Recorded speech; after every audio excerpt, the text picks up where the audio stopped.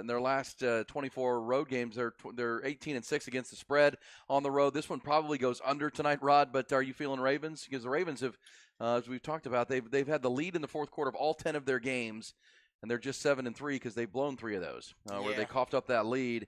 Lamar Jackson's made some mistakes, but in the end, they're the more dominant team, both sides of the ball. This should be an absolute, AFC North war that we see. This really physical, 2 good quarterbacks. This will be a fun game tonight. Well, and there's so much on the line for both of these teams, right? They've both taken a lot of early losses in the division because of the Bengals and their slow start, but also the Ravens because they had those that collapse versus the Browns when they were up double digits.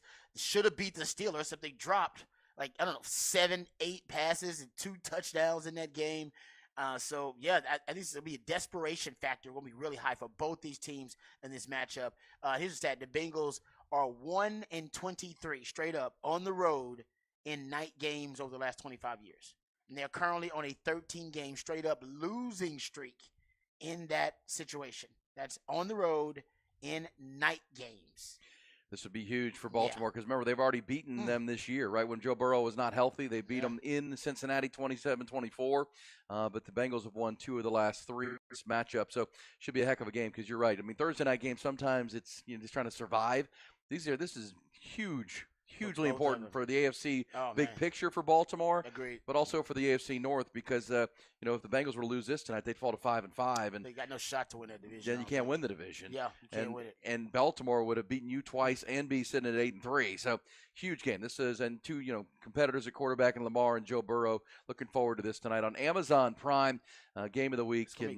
One of the games of the week. And between this game and then Monday night when it's the rematch of the Super Bowl. Now that's going to be good. When the Chiefs host the Eagles. We're going to be breaking that one down like a playoff game, actually. Come on.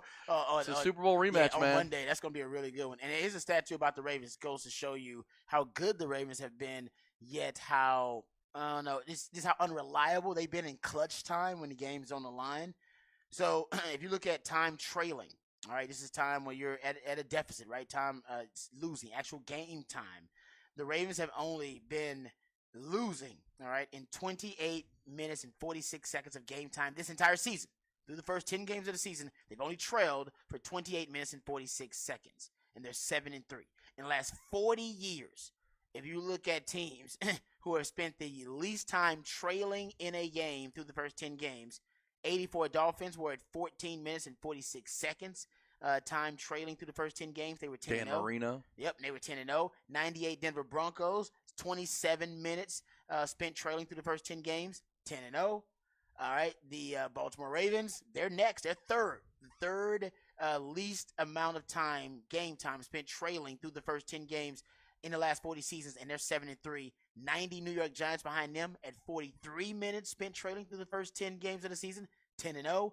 And the New England Patriots of 2007, of course, spent 51 minutes trailing, but we all know they were undefeated until they took their only loss. So the Ravens should be 10-0 if you're looking at all the teams who've been as dominant as they've been. But that 28 minutes and 46 seconds, that's been mostly clutch time, and they have not been clutch. Yeah, it is frustrating for Ravens fans. Kind of reminds you of the Longhorns sometimes of what they do. But, think about those teams. You're talking about the 90 Giants. That's Bill Parcells. I mean, that's one of those dominant Giants teams. 84 Dolphins with Dan Marino.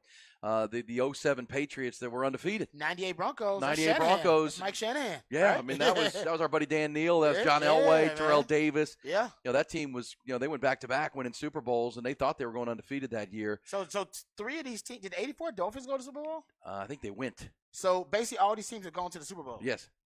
Oh, interesting too. Pretty sure. Yeah, I think you're right because definitely 07 Patriots. As you're running through the dates, I'm remembering 90 these teams. Giants did. Yeah, they did. You're right about the 98 Broncos did. But all those teams were 10-0. That's true. So they found ways to close. So that's where the Ravens true. are. So the bullish is, man, they're really, really good. But they find ways to shoot themselves in the foot. And think of their losses to the Steelers, to the Browns, who the Browns are a good team, but now without But Deshaun Watson, they were up double digits. yeah, 24-9. They had no business letting them back. And they in that lost game. to Indianapolis, Rod, at home. Yeah, I don't know how the hell that happened. Let that game get away. That was when Anthony Richardson was still healthy, I believe. They can't be trusted. It's weird. They're good, but they can't be trusted. Does that make sense? Yeah. Well, and of course, you're right. They lost the Super Bowl. 84 Dolphins lost the Super Bowl. They were 14-2. Yeah, I mean, this is a dominant team. Bengals, they had been on a 4-game win streak, and then they lost to Houston. C.J. Stroud came in and shredded them with all those big plays. So we'll see where this one goes. And the other problem for the Bengals is the injury bug has bitten. No T. Higgins tonight. He's got a hamstring. He's their receiver opposite Jamar Chase. That's big. And they're, in that game, it was a weird play. Their great defensive end. Trey Hendrickson. Trey Hendrickson got hurt. Yes, it was like one of the last. It was on the game-winning drive. Yeah. Like Noah Brown had that big play where he went for big yardage to help set up the field goal that they won the game with. And someone pulled him off the pile and kind of threw him down. Yeah, it was weird. As they were trying to clean up because he was trying to get up and go fast, and someone pushed him. It was not a personal foul, but he fell right into Trey Hendrickson's leg, who was just standing there. Yeah, and way after the play. He was on the ground, in agony. And then rolled his knee a little bit. So keep an eye on that. So this is a fun game tonight. Obviously, it starts the football weekend, which we will continue to preview. We'll take your thoughts, bullish or BS, on the Ravens or Bengals tonight. You picked the Ravens to win the division, so I'll give you credit on that. I picked Cincinnati. I thought the Ravens and Lamar Jackson would be in the MVP conversation because they would be really good. But this may determine who's going to end up having a chance to win that division. Yeah. And it's for playoff positioning and home field advantage and those kind of things in the AFC, along with Kansas City. Jeff and Bezos the was like, "Thank you, finally, I got a good game." Oh yeah, appointment viewing tonight on this National Fast Food Day. Appreciate everybody telling me where to be bullish if I'm going to actually eat some fast food today. A lot of great suggestions on that.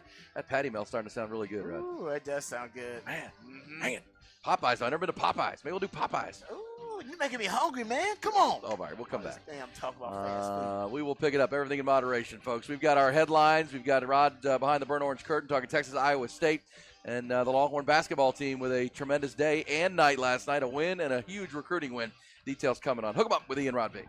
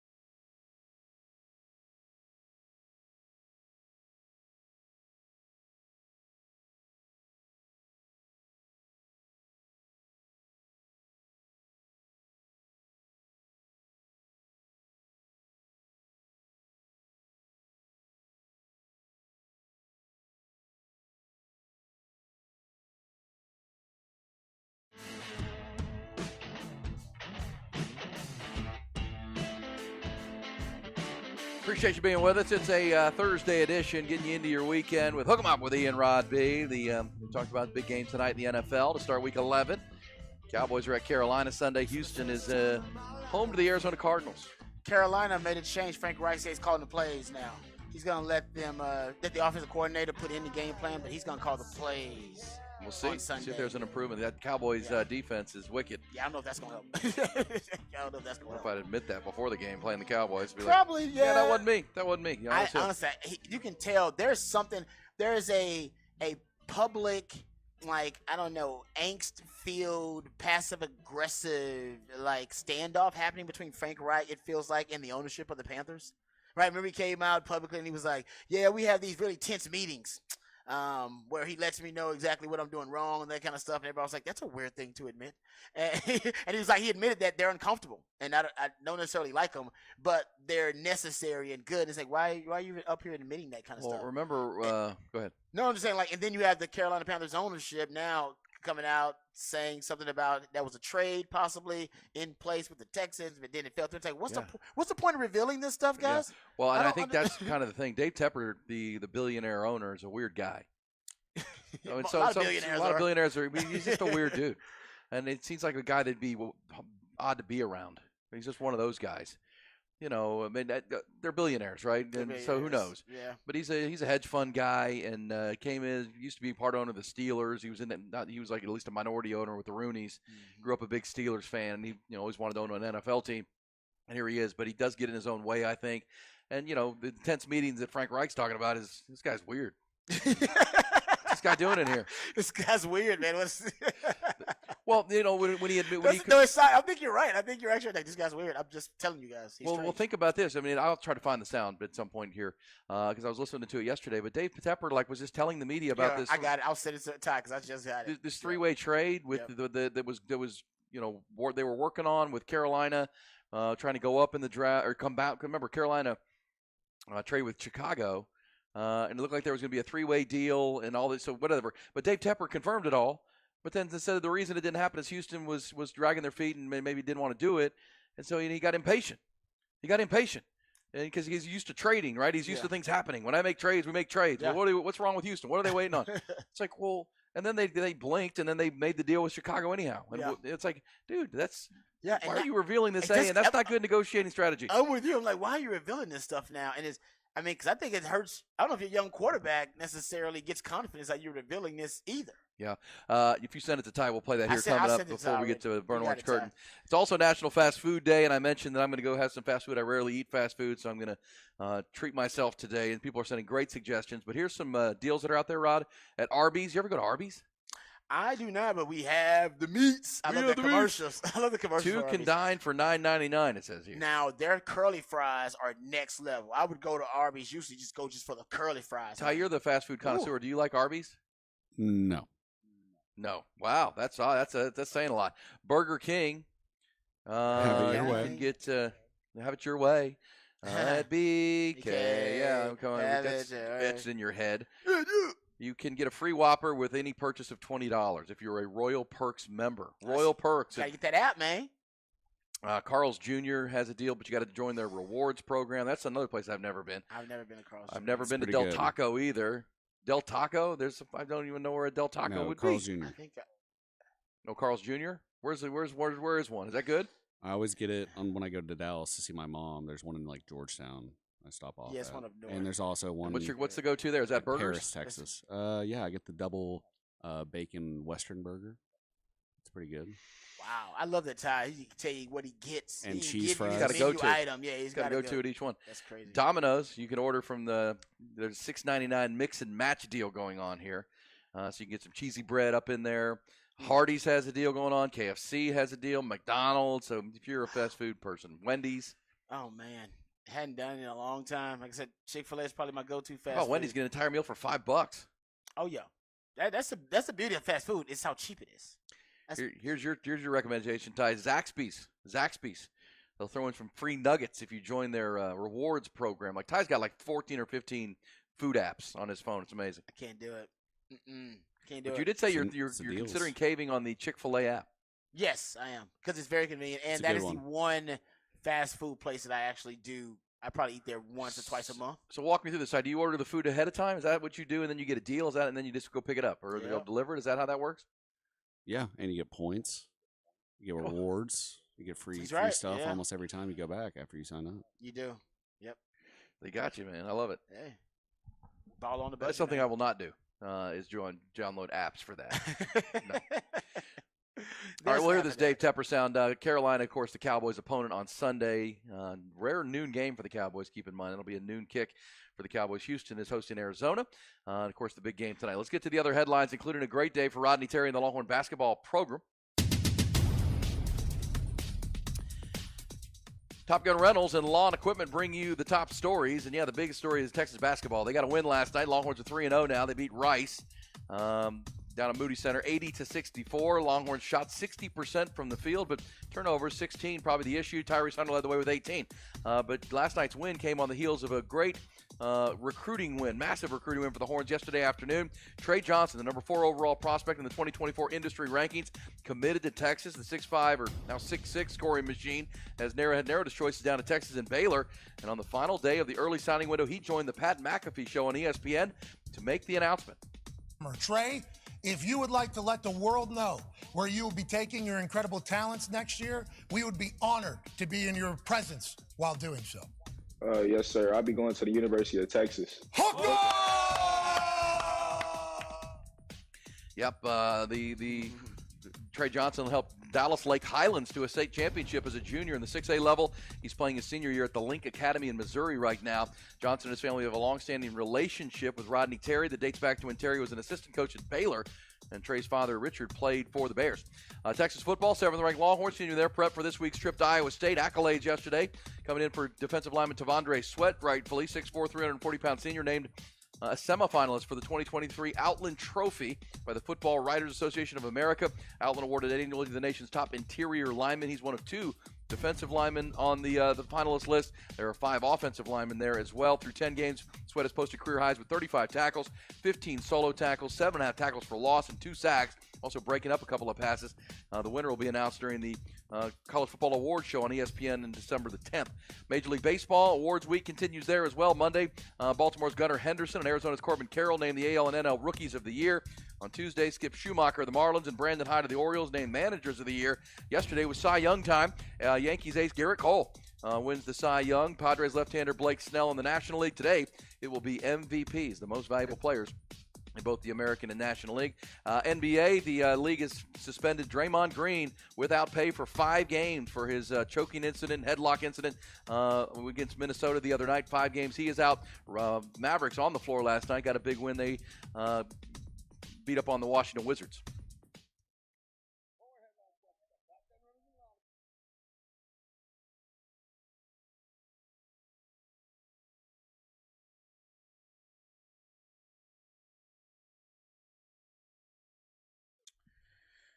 Yeah, congratulations to Texas basketball. That's a huge get. Trey Johnson, highest rated guard in the country, 5-star. So at least the Texas basketball fans who were concerned whether Rodney Terry can recruit, I think he's answered those questions early on. That he's definitely got the chops to recruit, and it's mostly about his relationships and connections. But he's got plenty of those, and right now Texas, looks like they're going to stock probably really talented. What did Jerry say? Top 5 recruiting class now? Yeah, and he said, I think they're done. Now, yesterday, the early window will close, but they'll open back up in the spring. And Jerry Hamilton, who was with us last hour, indicated they probably want to add one more piece. And, yeah, I mean, recruiting in basketball right now, difficult because, the G League is competition, and you got to deal with that. Overseas if you want to. Yeah, you've seen Ron Holland last year. Now he's likely the number 1 pick in the draft next summer in the NBA. He's that good, but he never stepped foot on campus at Texas. But Jerry's indication was that he would.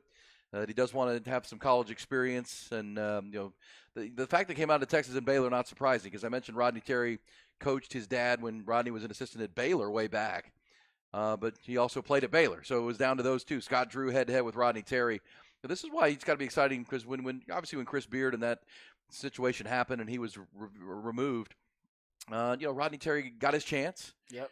And showed he could go because the question is, can he go X's and O's with the best coaches in the country, which is the Big 12? mean, you're Bill Self here, Scott Drew, exactly you're right. Kelvin Sampson in the Big 12 now, and he showed last year all the way almost to the Final Four that he can X and O and build a game plan. Great coaching staff. That box checked in a big way. But that was also seen as a team built by Chris Beard. Exactly. That, this was Chris Beard's team, and Rodney would bristle at that and say, wait a second, I helped recruit most of that team with Chris. He brought me in as a head coach from UTEP to be his ace recruiter and build the roster, which we did together. So, those who say that was all Chris Beard, Rodney Terry had a big hand in that. Chris Beard had the vision for the players he wanted to go after. But now it's Rodney Terry's vision, and obviously if you see the team right now, it's completely rebuilt. This team and this roster will remind you a little bit of when Chris Beard first got here and had to really rebuild the roster. Now, good fortune in that Tyrese Hunter came back, Dylan Mitchell came back, Dylan DeSue's playing there again, Brock Cunningham's back for 12th year or whatever number he's on. So you got those veteran presences that have been in the program, but then you go out and you add the Max A. Smiths, the Caden Shedricks, the other pieces that are on this team, and now you're showing the ability to recruit nationally. And as you said, Rod, right off the top, to have that done on the Pat McAfee show, that's a huge platform. To have the name Texas announced and Pat McAfee saying hook 'em and all these things, that's big for the athletic department in general. On the heels of Arch Manning, that as you said, kind of becoming the it program for young people. Yeah, Pat McAfee likes the Texas brand though. He's been hovering around. He was big on Texas football, big on Texas basketball, as you mentioned last year as well. So and maybe that means that it is kind of becoming the it university again, because that show skews toward, it's the most popular sports show with the younger demographic. It skews young. That's why ESPN paid so much money to get him, so they can get the younger demographic. They let him cuss and say things. Well, that's because the young folks like it, right? Young people like that. They don't necessarily want that much decorum, right? They don't want all that civility with their sports programs. They want him to get wild on there, and he does. And it's really entertaining, but it goes to show you that, Texas is, because at least with Pat McAfee, maybe he understands that Texas is shifting toward being it university, or he just likes Texas. But either way, he mentions Texas a lot, makes a lot of references to Texas, and has supported Texas a ton since he's hit the main stage. Well, when he became part of College Game Day, they were here last year, but I think it was a TCU game, right? His basketball season was firing up, and that's when he went over and got to know Rodney Terry, and Chris Beard was still the coach at the time.